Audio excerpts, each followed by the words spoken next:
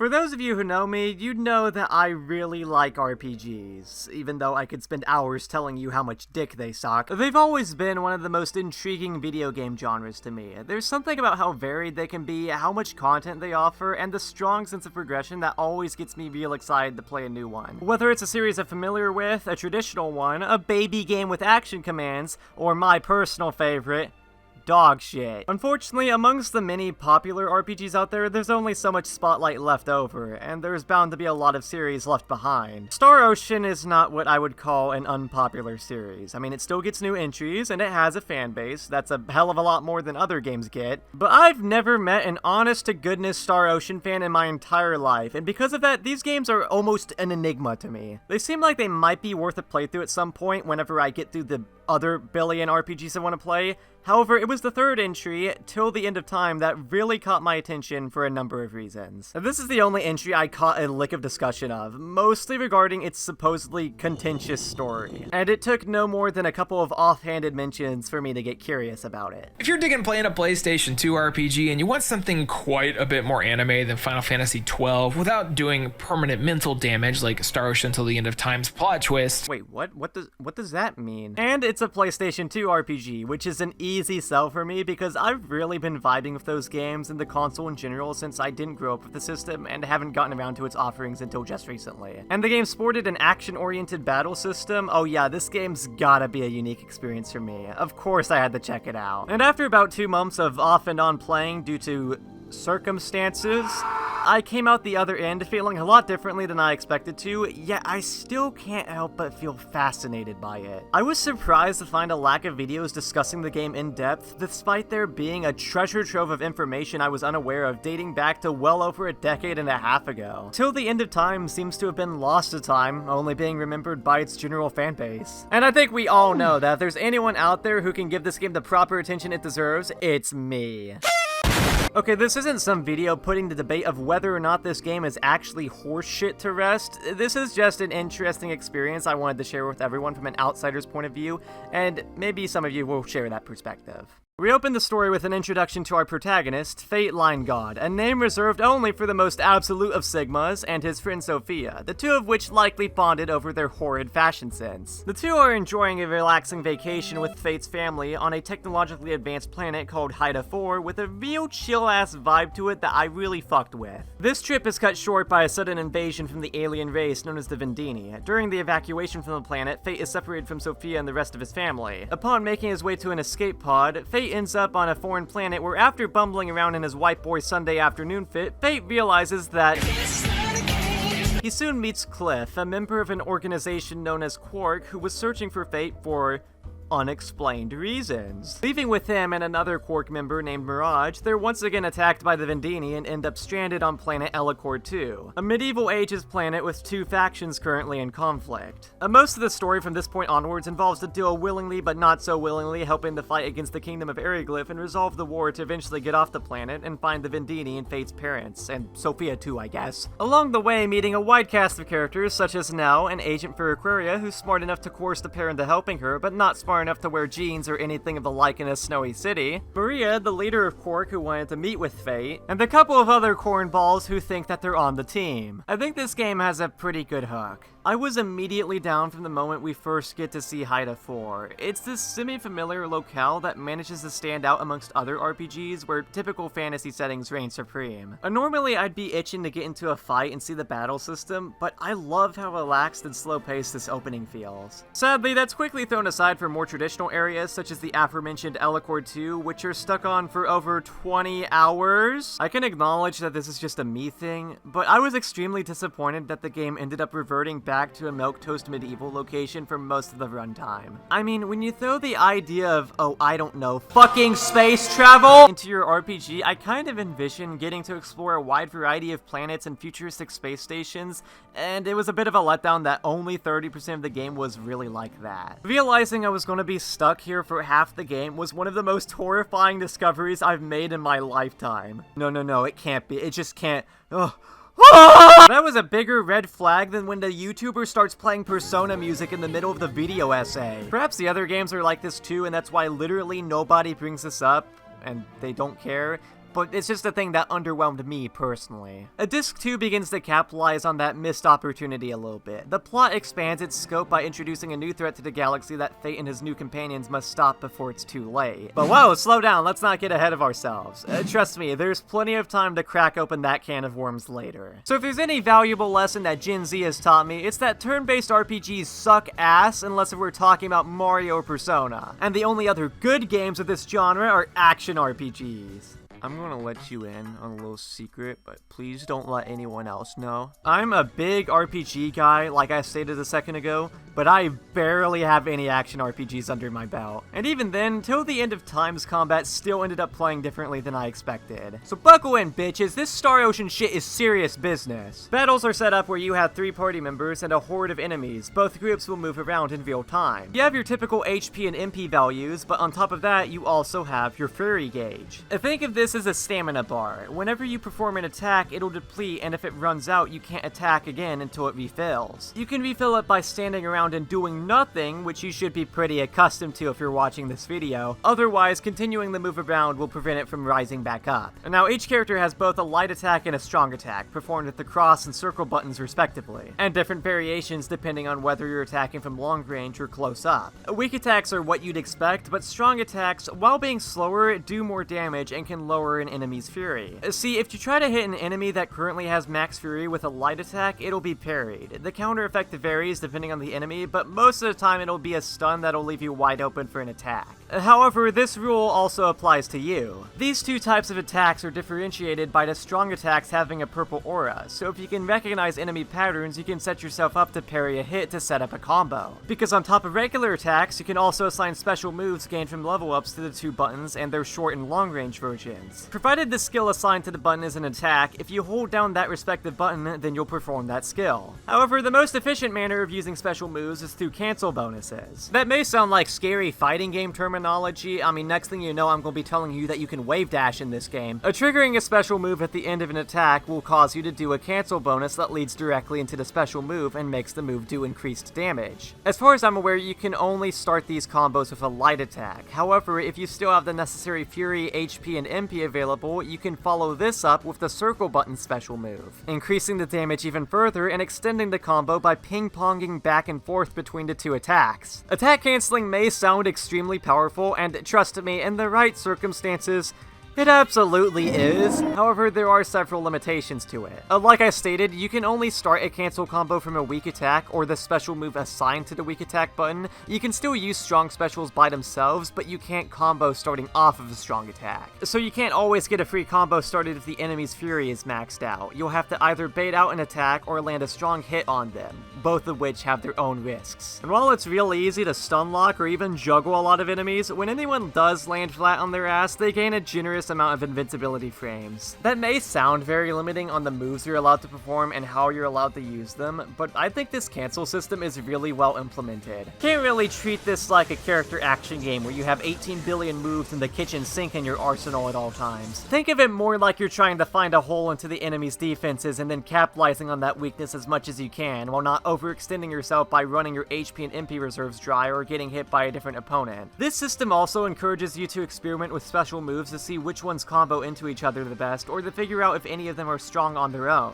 Or maybe you'll consider it more worthwhile to equip a passive bonus to one of your slots instead of an attack. Early on, I got this skill for Cliff that straight up gave him a 50% bonus to one of his attacks, which is a huge boost for only being a few hours into the game, but it completely cuts him off from doing extended cancel combos. I've gotta apologize for a lot of my early game footage because I didn't really understand a lot of the intricacies of the battle system at first. Like, I didn't start using cancel combos extending past one attack until well over 15 hours into the game, and that's really embarrassing looking back. I gotta apologize for the dog-ass gameplay. But in all fairness, I can't entirely put the blame on myself because 1, I'm just really fucking good at video games, and 2, the game's tutorial ain't exactly that good. Oh yeah, it's detailed, sure, but everything I've said so far is just dumped onto you in a single sitting rather than spacing out the tutorials evenly, which makes it pretty difficult to digest all of that information at once, since for the first half hour of the game, there are no battles, and even when you do start fighting, you really don't need to take advantage of a lot of these mechanics until you're a little ways into the game. The only other tutorials that you get are for the crafting system, which we'll get to later, and needlessly convoluted gimmicks that don't have any right to exist. Oh, and you still gotta throw magic into the mix, or symbology as it's called in this game.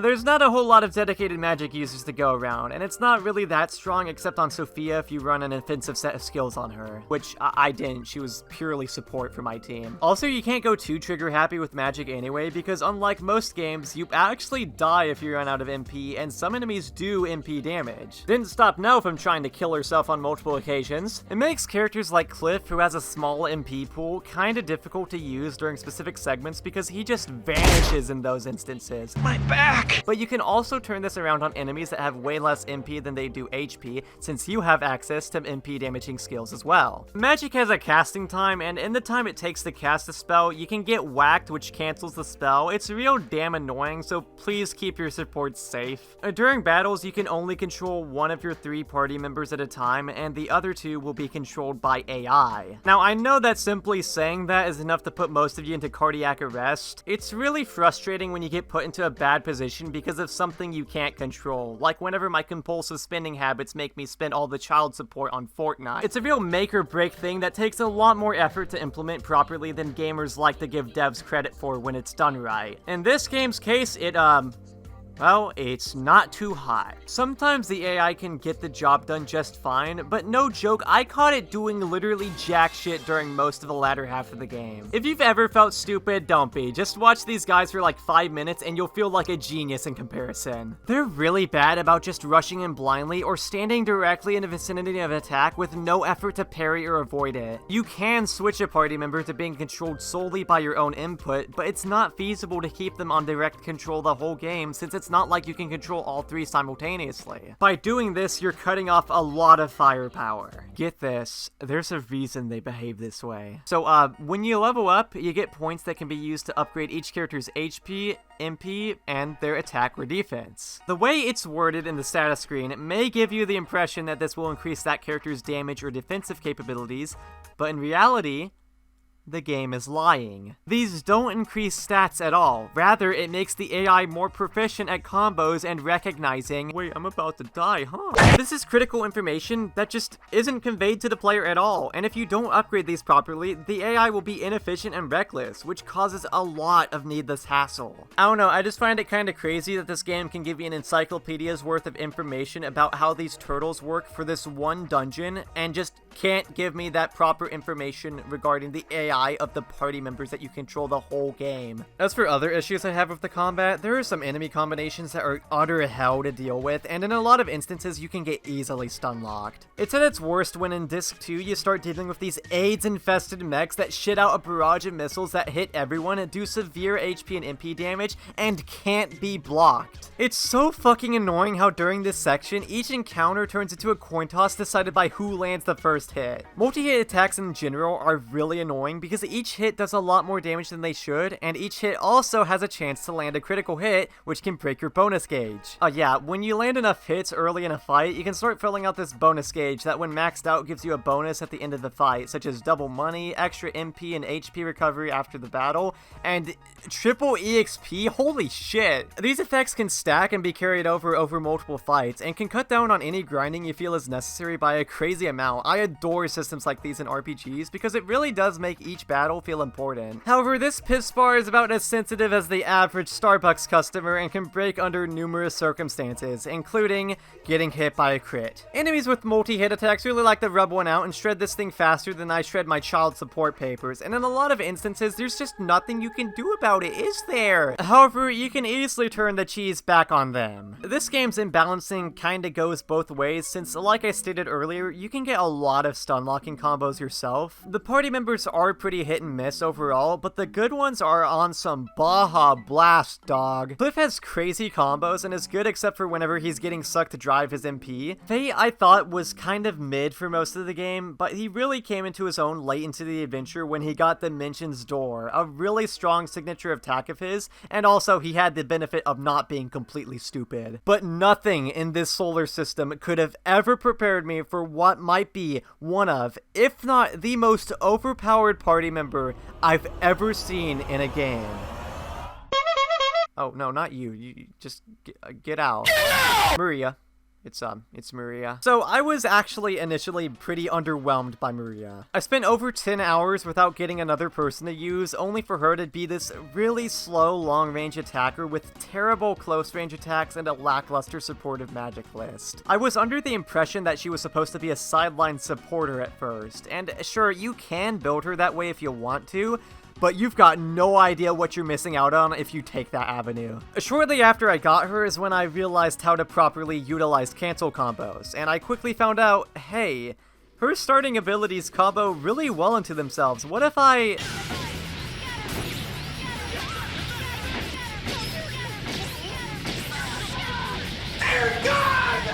If you land this, you just win. This has got to be one of the most ridiculously busted things I've ever seen in an RPG before, and I don't think it gets any more broken aside from including an I win button. Aiming device can keep you safe from a distance and juggles for eons, and scatter device, good lord, it's like you just spread your cheeks and... It's the shotgun blast that they just can't handle. A barrage of alphabet soup, but with numbers. Never has my dopamine output ever been so high. Once I found this out, Maria never left my party. I mean, you don't even have to try out her other skills. Some of them are good, but you can just get through the game with these two alone. And by the end, my mastery for them looked like this. And you want to know the weirdest part? This is unequivocally broken for sure, and it can guarantee a victory a lot of the time, but you still have to put effort into executing this combo. You still have to get in, you still can't overextend and run out of fury, and you still can't get hit by another target or have your combo ended prematurely. I mean, it's still undeniably brain evaporating whenever you do land it, but overpowered characters like Maria are usually a death sentence for games like this, and yet the game still manages to be fun and satisfying. I don't know, like, sure, the game is embarrassingly unbalanced, but RPGs like that are kind of really fun. If customizing movesets isn't enough for you, then a little ways into the game you gain access to item creation. By visiting a workshop and outfitting it with the appropriate facilities, you can create brand new items that can vary from single-use consumables, new weapons, materials to improve existing weapons, and more. The process of creating items may seem a little confusing at first, so each character has stats that reflect their proficiency in creating specific items. Put a group together, select the item type you want to create, and put them to work. You then have to wait until this bar fills up for a chance to create the item. Whether or not you actually get something is kinda random, with only some items and better stats helping, but even with that preparation in mind, your characters will still often be as unproductive as I am when I'm making these videos. Also, sometimes they outright fall asleep, like bro is snoozing right now. I don't know what causes this, but it's really irritating whenever it does happen, because essentially you can't do anything. I've never had a group make an item while one of the participants was asleep. For you unemployed folks in the audience, it's kind of like running a skeleton crew in Lethal Company. You can also recruit other inventors across the world to help you make items. You can get a whole crew going to be as efficient as possible. Once you or another inventor have made a new item, it can then be patented and sold in stores, where you can buy it yourself or make money off your own creations. Because I don't know about you, but I really think Elacor 2 is missing a capitalist touch. One of the best things you can do with this system, however, is weapon synthesis. You can use items such as ore to add effects and increase stats of your weapons. This isn't really necessary for the base game stuff, and I didn't make the most of it myself, but it's still fun to do regardless. But man, if you end up getting real lucky and cooking up some Orichallium, that stuff gives you a plus 500 attack. Slap that on your favorite character's weapon, and there's just nothing they can do about it. Strangely, after I made mine, it immediately disappeared, and I just don't know where it went.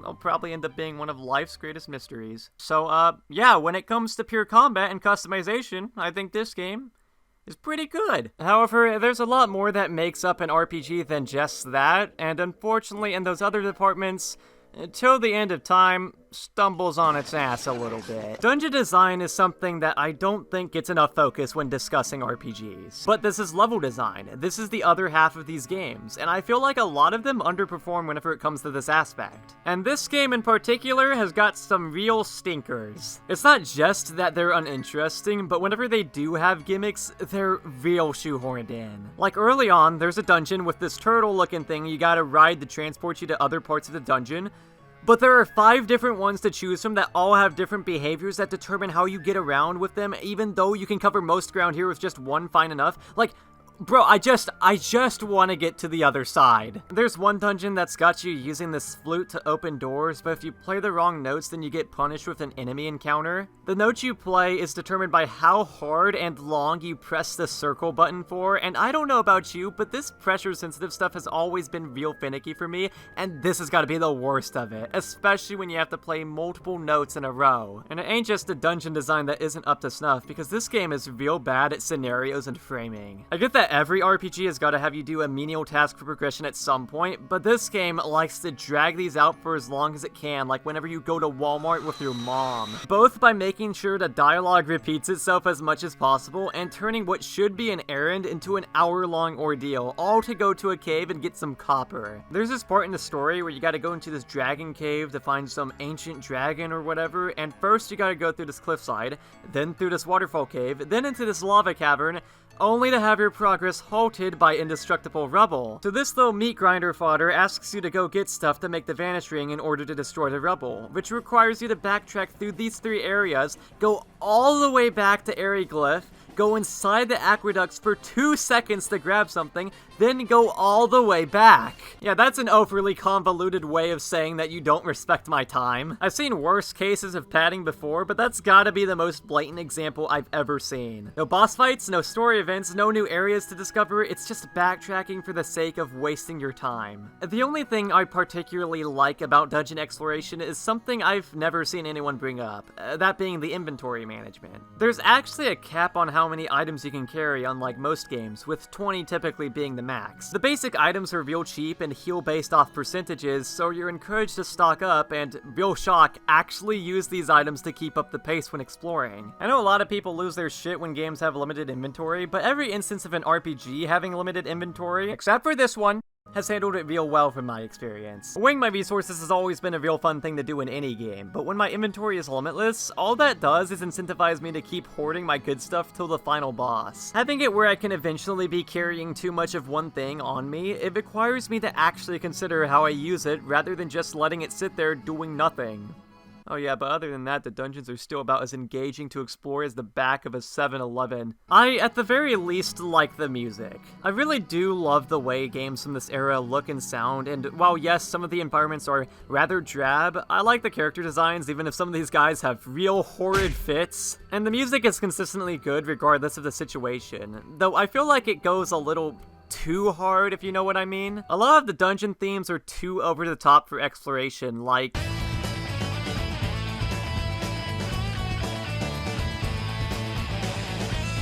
bro, I'm just walking around. And it's a shame too, because even though the tense battle themes are real good,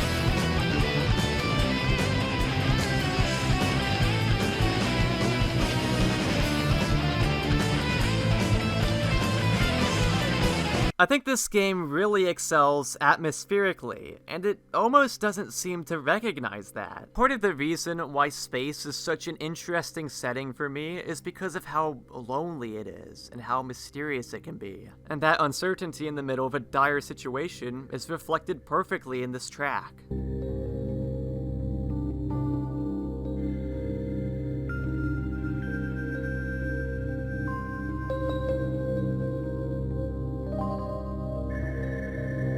And then 15 minutes later, you get into a boss fight with a song that goes something like,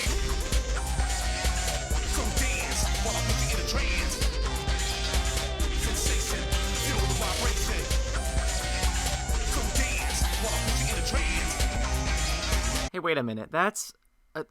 there's no way. So dance, while I put you in a trance. Let's party.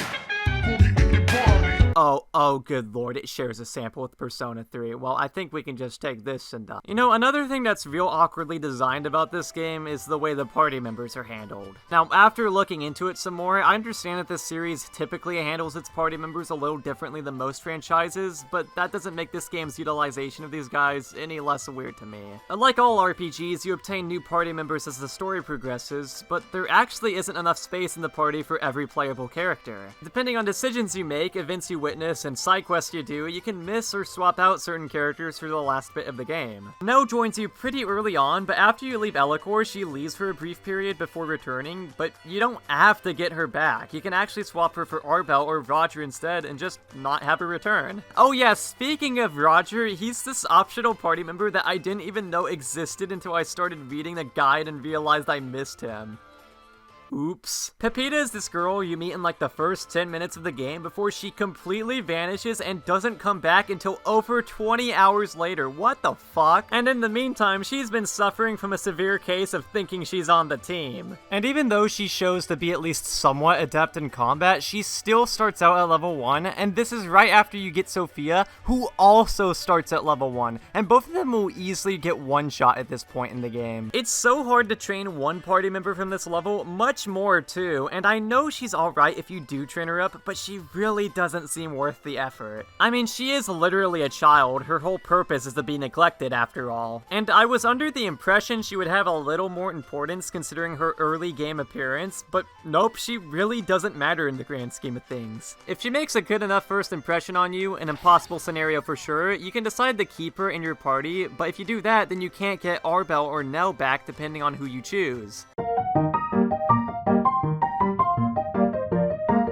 Which is kinda sad because Arbel felt like a natural addition to the gang. To provide some context, at one point in the game, the war between Aryglyph and Akrios gets interrupted by the Vendini, and the two kingdoms set aside their differences to take on the new threat. Arbel, a warrior affiliated with Aryglyph who you end up clashing blades with, is politely coerced into working with the party. You know, it's the whole the hero and the villain team up together to take on a greater Did I just actually say that? The hero and the villain team up together to take on a greater foe cliche that I'm a real sucker for. But if you miss out on this extra event with them before leaving Elicor, or you let this dropkick of old kid stay in your party, he won't join you, and there's no opportunity to get him back. I don't know, I thought he was kind of a cool addition, and he makes the most sense to stay, but I suppose I can also see the appeal of having randos follow you around instead. You know who I don't see the appeal of, though? Ardre. Something I haven't clarified yet is that the version of the game we got in the West is actually an updated director's cut that includes both Mirage, who's just Cliff's Echo Fighter, and this guy as additional party members. And his forced inclusion is real obvious. You know how every time an Atlas game gets re-released, we get an Atlas re-release girl? Guess that would make this guy a Square director's cut dude. Except unlike those characters, this guy isn't important at all. He just shows up for one cutscene and is all like, Mario, please! And outside of the epilogue, he never shows up again. He's not even a good party member. He's under-leveled, outclassed by everyone else in the game, and just overall a redundant addition. Broad tried to fit in so bad. Man, I'm beginning to get Chrono Cross flashbacks. Oh, which I guess is a good segue back into the rest of the game's storytelling, which is fine. I'm a real prude whenever it comes to writing in games, especially whenever it comes to RPGs. Until the End of Time's got this weird issue that I brought up a second ago. I don't know how they managed to do this, but they somehow make every cutscene take as long as humanly possible by being overly descriptive or repeating details that you should already be aware of. It made it kind of difficult for the first half of the game after the intro to hold my attention, and the latter half only makes things get even more contentious. And by the way, we're getting into spoiler territory from here onwards, so if you're interested in whatever else this plot has to offer, believe me, with the way it's talked about online, there's a good source of discussion here. I'd suggest you back out of this. But if you don't have 40 hours to spare on this game of all things, then Fate and his band of numbnuts who'd make up the world's most awkward Discord call do a bunch of chores in Akrios before heading off for the big battle in Aryglyph. However, in the middle of the fight, the Vendini decide to be important again and tear the place apart. Fate gets real upset and goes super crazy mode with the epic power, and the two sides end up recognizing that they should probably focus their efforts against the giant ship of doom hovering in the sky. After we beat up a dragon and convince him to put a fucking cannon on his back, the gang wards off the Vendini, and now with the conflict between the two nations solved, Fate, Cliff, and Maria leave the planet to pursue the Vendini. They find them 2 seconds later, get into a fight during a hostage negotiation. Sophia ends up fine, but Robert gets a little inspiration from Uncle Ben and dies. Maria disintegrates the Vendini, and the story just stops caring about them anymore after that point. With one conflict solved comes in another, the Executioners, these godlike creatures that pose a threat to the entire galaxy. And if these guys don't do something about it, then the whole universe is going to get erased. What a threat. At the last request of Robert before his death, the crew investigates a moon base where they discover a video recording from Robert's lab detailing the researchers there had discovered an artifact on an abandoned planet called Styx, referred to as a time gate. The time gate passed on a warning to the scientists that their universe would soon come to an end as mankind's experimentation with symbology, this world's magic, had been seen as a threat to the creator. To take action against their imminent doom, some of the researchers, including Robert, had decided to use their own children as test subjects and imbue them with latent symbological powers. What a great dad. This includes Fate, which explains this. Maria, part of her motivation in finding Robert and Fate was to discover why he did this to them, and Sophia. Sophia in particular has the power to link both this universe and the realm of the creator together by using the time gate. So with that information, we're taking a relaxing vacation to a place devoid of human life, just as I do with all my vacations. Okay, I understand that that was a lot to process, and it really is just one thing after another. I don't think this game does a good job at focusing on its already established ideas. However, credit where credit is due, the setup to visiting Styx is real good. It's like a final hurrah as the executioners have already been shown to be unstoppable. With the ship destroyed and the whole universe at stake, you barely manage to step foot on the planet. And the atmosphere is otherworldly.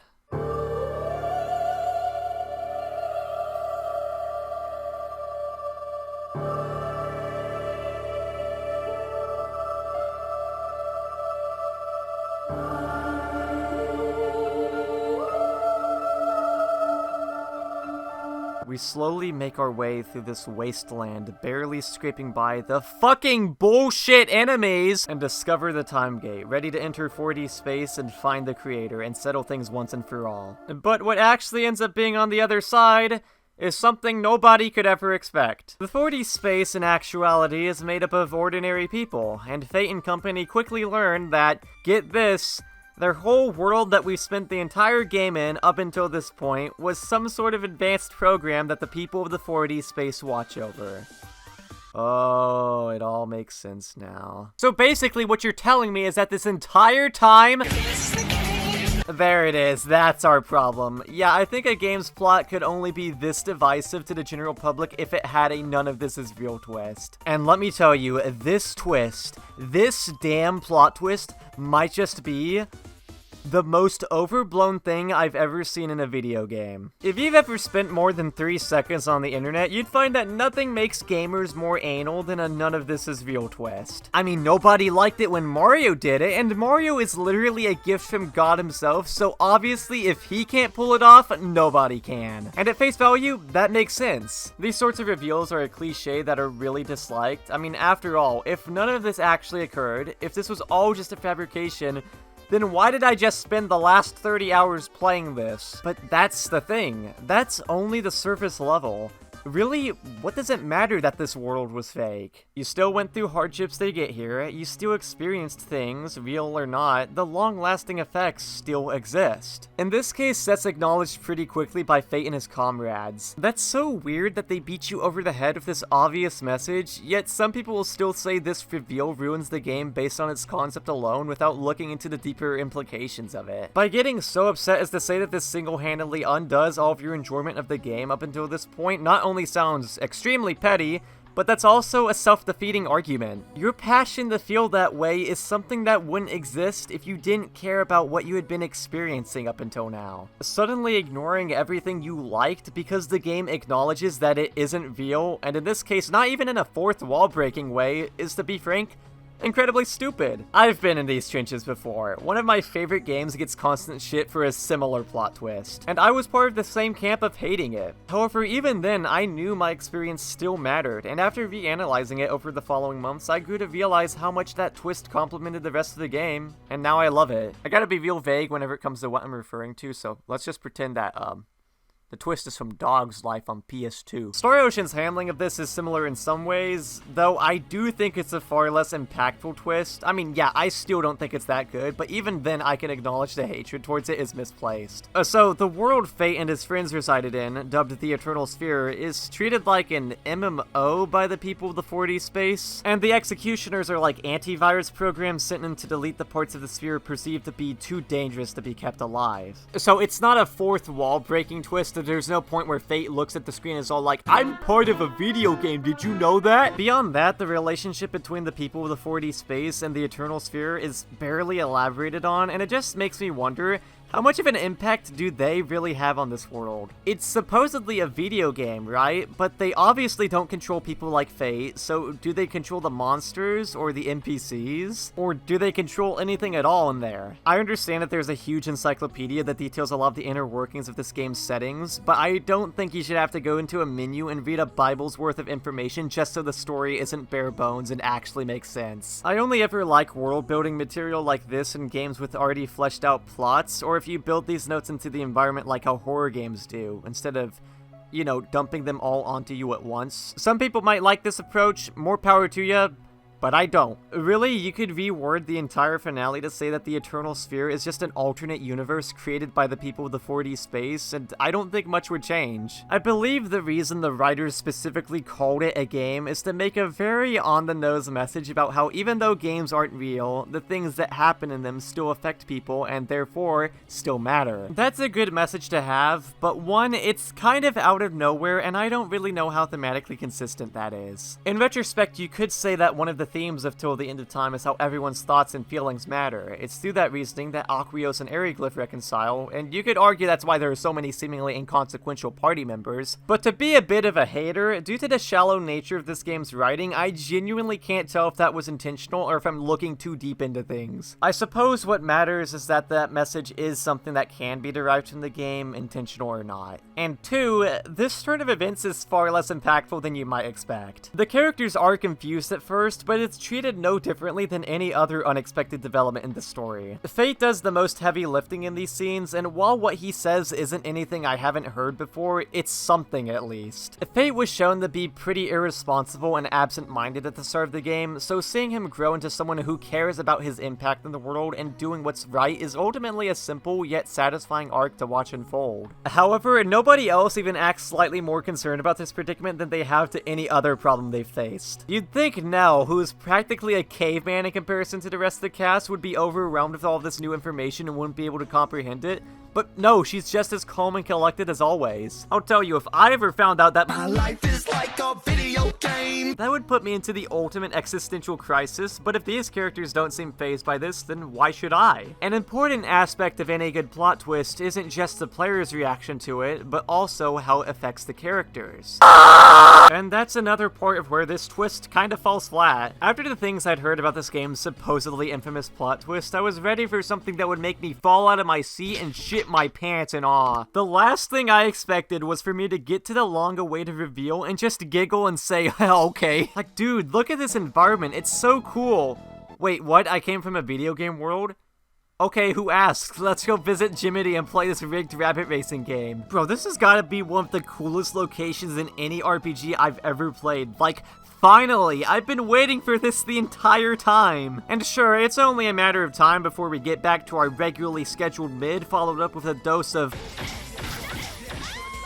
fuck! But yeah, that was the weirdest reaction I've ever had to a huge plot twist in a game before. Sure, the twist is kind of a mess, but I don't care. This was the most fun I had in the whole game. I also think the main villain, Luthor, is like a lot of characters in this game, incredibly underdeveloped. As the primary creator of the Eternal Sphere, you'd think they'd do an interesting creator versus creation, artist versus art debate here, but Luthor is pretty much just another RPG god you fight at the end of the game. His reasoning for destroying the Eternal Sphere is easily refuted because after all, nobody inside the sphere caused any issues until he did. He's not even interesting in a flawed way. He has the depth of a toilet bowl in the middle of a United Kingdom heatwave, and it's such a missed opportunity to not build upon his connection to fate and his companions. You know, the very people that he created? I would say more about him, but there really isn't any more to be said. There are endless motives for a character such as himself to erase his own creation. After all, sometimes an artist's greatest critic is himself. Artists create things, but sometimes the hard work it takes to create art can lead to stress and self-doubt, which in turn can lead you to hating your own creations. But that's not the angle they take with him at all. I think it's strange that the writers, who have more of a right than anyone else to make a character conflicted with his creations,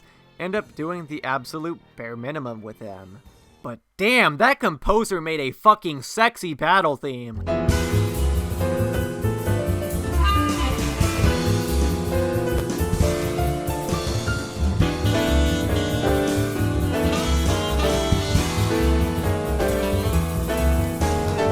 after Maria goes all Maria mode one last time, they're too late and the Eternal Sphere still ends up getting deleted, before suddenly returning, seemingly due to the will of everything inside believing that it still matters, even if it isn't a real place. After all, it still is a product of humanity, so it still matters. Or at least I think that's what they're going for, I don't know. Afterwards, you get treated to a variety of epilogue cutscenes that go on forever, and RJ still thinks he's on the team. Fate's epilogue can change depending on certain dialogue choices, but I got the one where he was happy that college was out, so yippee! And so, with that, our long adventure finally comes to a close. You better get me out of here right now! Hey! What the fuck? Wait, kill yourself! Oh yeah, I guess I did forget about you, Roger. Wow, that's real sad. But there's just nothing we can do about that, is there? Oh, are you kidding me? The game's just going to end like that? Well, you can't have a more fitting way to cap off my playthrough. So, after that, there's some post-game dungeons to play if you're 14 and don't have friends or a job. It's too bad that I don't fit those qualifications anymore. You can synthesize the absolute best weapons and fight super bosses that start having upwards of 20 million health. Holy shit. Oh yeah, there are also these battle trophies you can acquire throughout the game. They're kind of like achievements, and you just get them for doing little things like landing a certain amount of hits or beating bosses without taking damage. And then you get some ludicrous ones, such as beating Luthor at level 1, but there's no way to turn off EXP in this game, so you have to avoid every encounter with Fate or let him die, then bench him, Sophia, and Pepita until the final battle where you now get to bust out 3 level 1s in style on his ass. The dedication to the bit is insane. That's so funny, and yeah, of course people have done it. There's no way any sane human being is going to be able to collect all of these, since there's a ton to collect and you're required to do multiple playthroughs to get them all, but you can still get cool unlockables by getting a certain amount, like alternate costumes if you ever wanted the whitewashed Pepita. This game is kind of a mess, but it's also a gift that keeps on giving. It's like having a kid who's a massive disappointment, but he keeps on showing you stupid drawings he made, and regardless of how good they are, you can't help but respect the enthusiasm. It's one of those mixed bag kind of games. Dare I say, the best 6 out of 10 anyone could ever ask for. It's the kind of conflicting game I live for. Combat is fun and different from anything else I've played, even if it's easy to break and has some huge hurdles as you approach the end game. It rewards experimenting with its mechanics and encourages you to just go through it again and have fun trying new party members and tactics and getting ridiculous achievements all the way through. Even the story, which has a lot of missed potential, still opened up an interesting bit of discussion, and even though I didn't get exactly what I wanted, I still got to go to cool places, and despite what I initially feared, this game still mattered, warts and all. Sure, it fails in a lot of important areas, yet it's stuck in my mind ever since I beat it, and I just can't get it out of my head. So yeah, even if it is a gigantic mess, really there's no better thing it could accomplish than sticking with me. And I know this is one of those games that if you fuck with it heavy. I don't think I'll be able to confidently answer the question of whether or not I like this game until somebody invents a word that means both yes and no. But for now, I'll just say that despite what others may think, the Star Ocean Till the End of Time was an experience that absolutely mattered. So, yeah, thanks for watching. Now, I'd prefer it if I played something that didn't suck too much ass next time.